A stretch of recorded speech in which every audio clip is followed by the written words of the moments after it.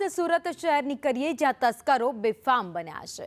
અડાજણમાં જૈન મંદિરમાં ચોરીને અંજામ આપ્યો। 2 ઈસમો જૈન મંદિરમાં પ્રવેશ કરી ચોરી કરી ફરાર થઈ ગયા। મંદિરમાં મૂર્તિ પર જે શણગાર કરવામાં આવ્યો હતો, આભૂષણો લગાવવામાં આવ્યા હતા, તેની ચોરી કરવામાં આવી છે। દાનપેટી છે, 2 દાનપેટીમાંથી તોડી અને જે રોકડ જેમાં જમા હશે એ લઈ ગયેલા છે।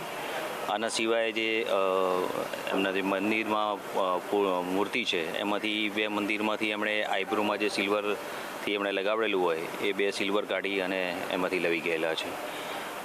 સીસીટીવી કેમેરા અને એની ચેકિંગની કાર્યવાહી ચાલુમાં છે। હાલમાં જોઈએ છે કે એમાંથી શું પુરાવા મળે એમ છે। સુરતના અડાજણ પોલીસ સ્ટેશન હદ વિસ્તારમાં આવેલ રામજી ઓવારા પાસે જે જિનાલય આવેલું છે તે જિનાલય મંદિરમાં ચોરી થવાની ઘટના સામે આવી છે। જે તમે મૂર્તિ જોઈ રહ્યા છો, જે ભગવાનની મૂર્તિ છે, જૈન સાધુઓના ભગવાનની મૂર્તિ છે, તેમાં મૂર્તિના જે 2 આંખો છે તે ચાંદીના હતા।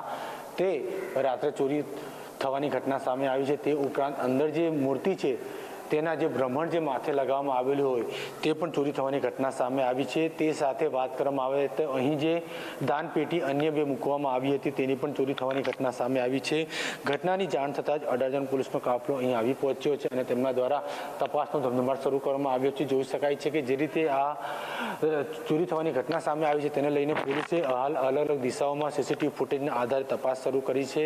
ત્યારે કહી શકાય છે કે જે રીતે ચોરી થવાનો મામલો સામે આવતા જ પોલીસનો કાફલો દોડી આવ્યો છે, કારણ કે મંદિરની જે 2 આંખો હતી તે ચાંદીની હતી અને જે બ્રાહ્મણ હતું તે સોનાનું હોવાનું સામે આવેલું છે। સમગ્ર બાબતે અડાજણ પોલીસે હાલ ચોરીનો ગુનો નોંધી આગળની તપાસ હાથ ધરી છે। કેમેરામેન ભૂષણ ચૌધરી સાથે જયેન્દ્ર પાંડે, સંદેશ ન્યૂઝ, સુરત।